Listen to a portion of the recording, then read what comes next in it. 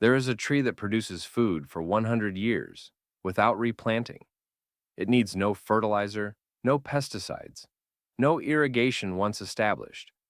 One tree feeds a family, 10 trees feed a village, and in a single human lifetime, that tree can produce over 5,000 pounds of nutritious food while improving the soil around it. Our ancestors built entire civilizations around trees like this. They understood something we've forgotten. Annual crops are hard work, but perennial trees are freedom. Then, in the span of 50 years, between 1920 and 1970, we abandoned nearly all of them. We cut down orchards that had fed communities for generations. We replaced forests of food-producing trees with fields of wheat and corn that require replanting every single year. The reason we were given? Efficiency, mechanization, progress. But here's what they didn't tell you. Let's start with the tree that fed more Americans than any other before it was erased from the landscape in less than 50 years. The American chestnut once dominated the eastern forests. 4 billion trees, covering 200 million acres from Maine to Georgia. In some areas, 1 out of every 4 trees was a chestnut. These weren't just forest trees. These were food factories. A mature American chestnut could produce over 100 pounds of nuts per year, every year for centuries. The nuts were nutritious, 40% carbohydrates, 10% high-quality protein, rich in vitamins B and C. They could be eaten raw, roasted, ground into flour, or stored for months. For rural communities, chestnuts were a staple crop. Families would harvest them by the bushel, selling surplus for cash income. In Appalachia, chestnut season determined whether families would have enough money to buy supplies for winter. The trees themselves were equally valuable. Chestnut wood was rot-resistant, straight-grained, and perfect for buildings, furniture, and fence posts. A single tree could provide both food for the table and material for the home. And here's what made chestnuts truly revolutionary. They required nothing. No plowing, no planting, no fertilizer, no irrigation. They simply grew, year after year, producing abundant food from mature trees that lived 500 years or more. Then in 1904, a fungal blight arrived at the Bronx Zoo in New York, likely on imported Asian chestnut trees. Within 40 years, the blight had killed an estimated 3 to 4 billion American chestnuts.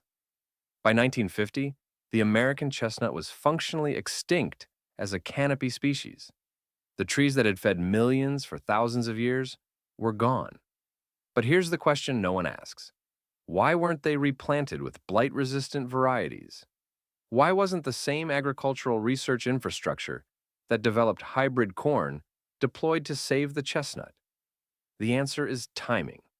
The chestnut blight coincided perfectly with the rise of industrial agriculture.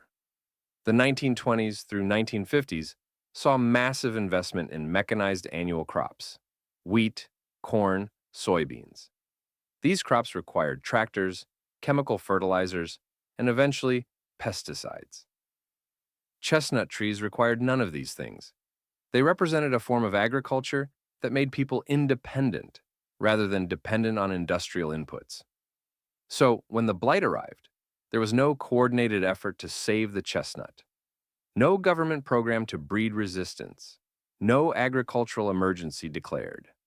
Instead, the chestnut quietly disappeared, and the land where it once grew was converted to annual crops that required everything the chestnut didn't: annual replanting, chemical inputs, and corporate dependence.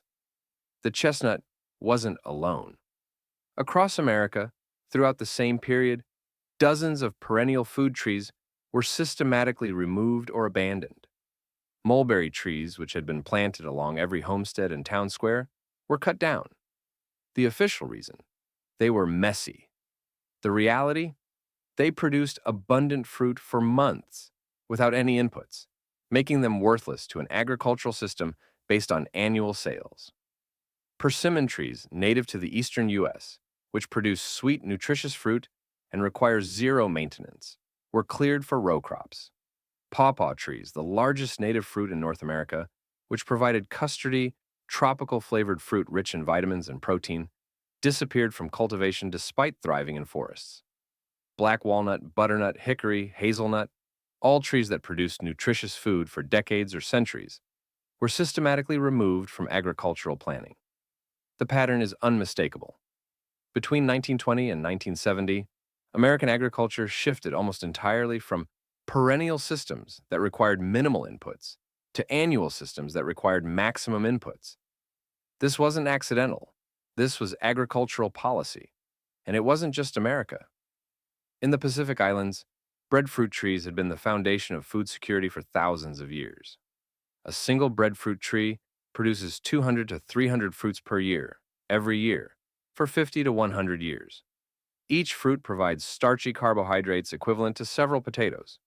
Captain Bligh's famous voyage on the HMS Bounty in 1787 was specifically to transport breadfruit trees from Tahiti to Caribbean plantations, where plantation owners wanted a cheap, self-perpetuating food source for enslaved workers. The trees thrived in the Caribbean. They required no cultivation, no inputs, just annual harvests. Communities began relying on them. Then, in the 20th century, as industrial agriculture expanded, breadfruit was systematically discouraged. Agricultural extension agents promoted imported rice and wheat flour instead. Government programs subsidized annual crops, but provided no support for breadfruit cultivation or processing. Why? Because breadfruit trees, once established, need nothing. They don't require seed companies, fertilizer companies, or equipment manufacturers. They represent food independence. In Africa, indigenous fruit and nut trees that had sustained communities for millennia were classified as wild or unimproved crops. Agricultural development programs ignored them, focusing instead on introducing maize, wheat, and rice that required purchased seeds and chemical inputs. The marula tree in southern Africa produces nutritious fruit and oil. The baobab provides fruit rich in vitamin C, calcium, and fiber. The shea tree produces valuable oil and nutrients. All of these trees require virtually no inputs once established. Yet, development programs consistently promoted annual crops instead. The same pattern repeated globally. Perennial food trees that provided independence were replaced with annual crops that created dependence. Let's talk about what this means economically, because the numbers reveal everything. An annual crop system requires seeds purchased every year, soil preparation every year, tilling, which destroys soil, fertilizer applied every year, pesticides applied every year, irrigation throughout growing season, labor for planting, maintaining, and harvesting equipment for all of the above. For a farmer, this means constant cash outflow. For agricultural corporations, this means constant cash inflow.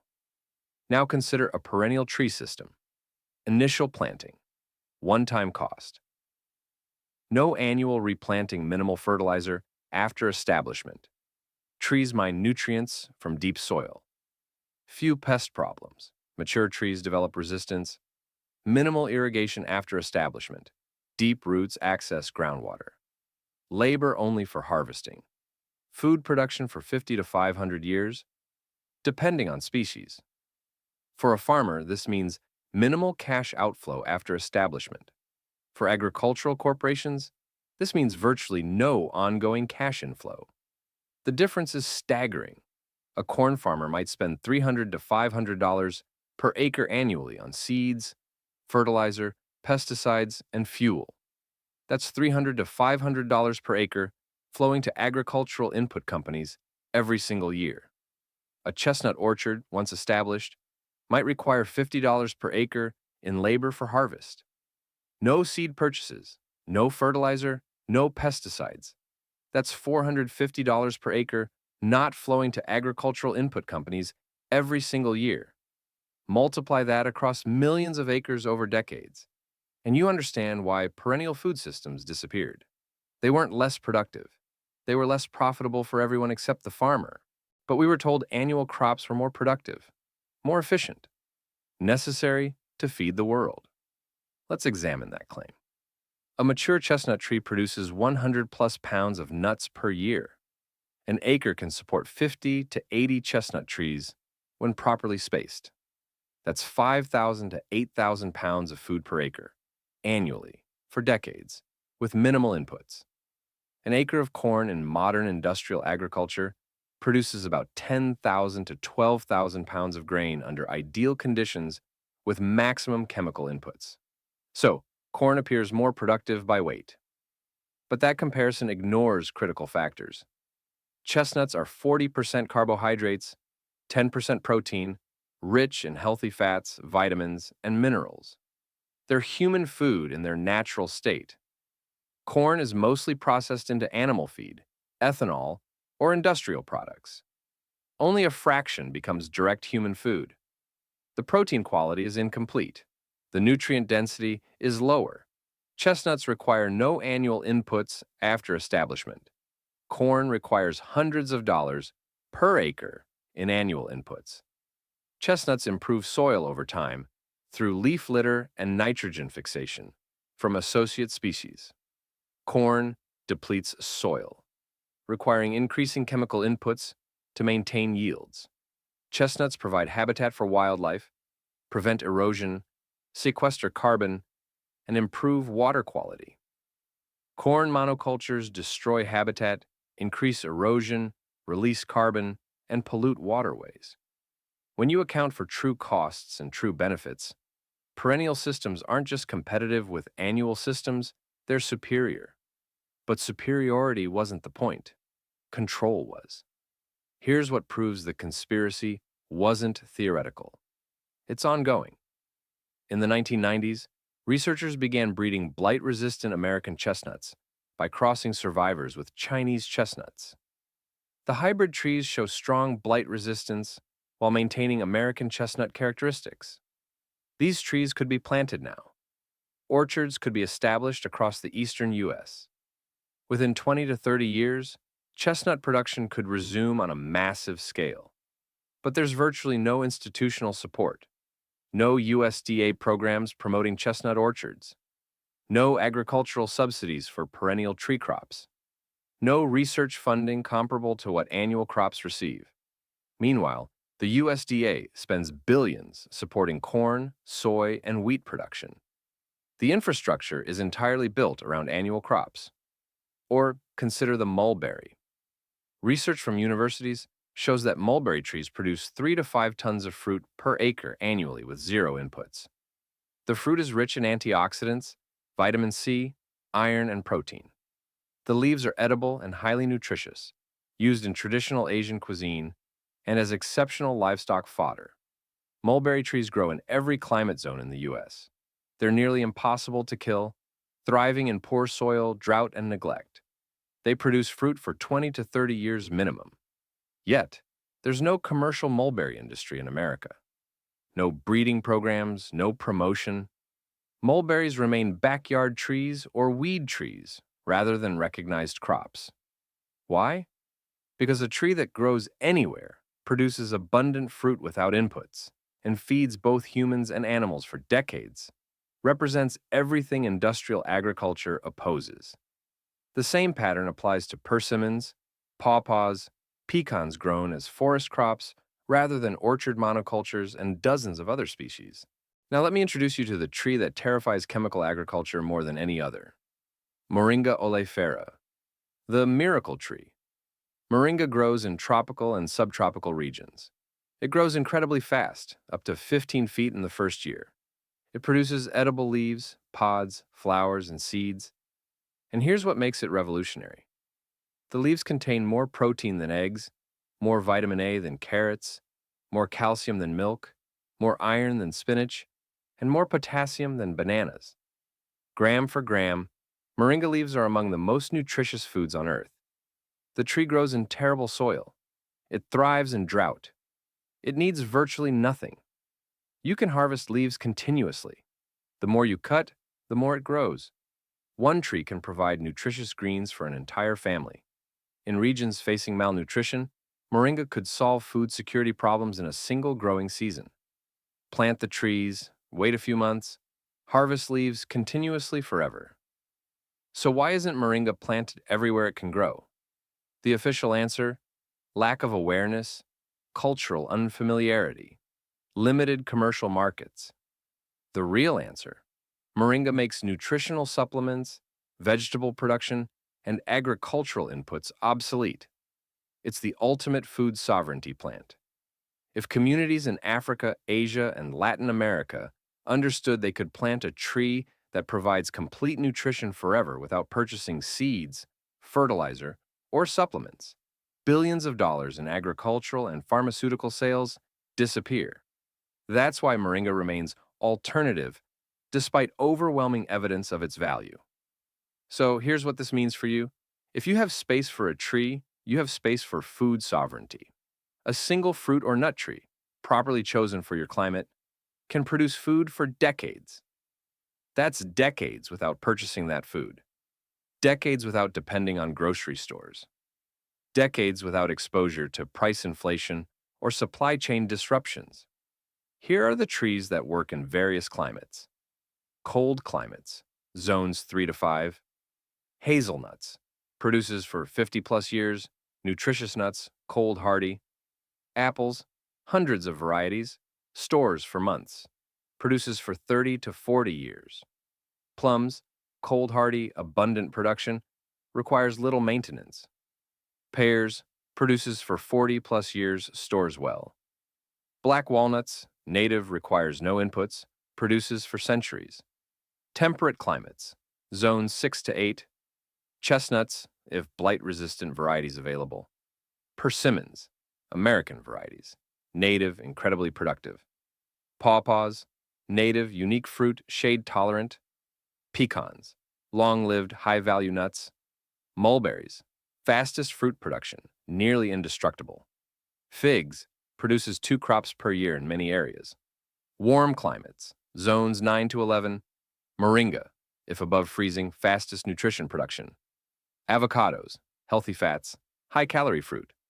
Citrus, lemons, oranges, limes, continuous production. Mangoes, productive for 100 plus years. Macadamias, high-value nuts, low maintenance. The key is choosing trees adapted to your region. Native species often perform best with zero maintenance. Here's what one tree means over 30 years. A mature apple tree produces 400 to 600 pounds of fruit per year.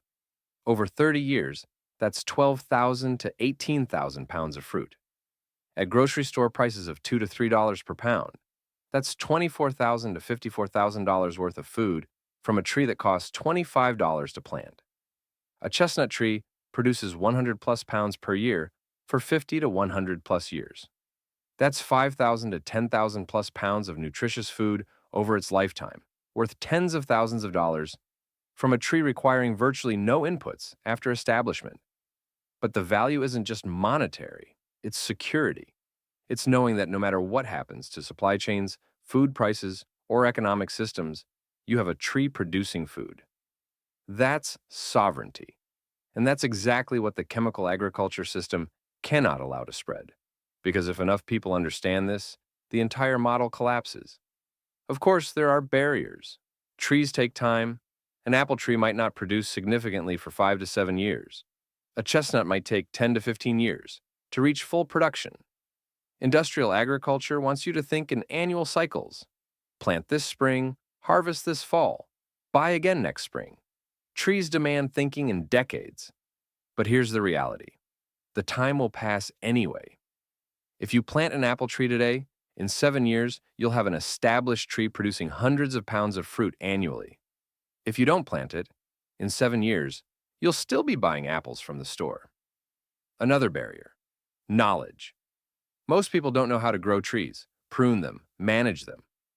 That knowledge was systematically removed from education as agriculture industrialized. But that knowledge is recoverable.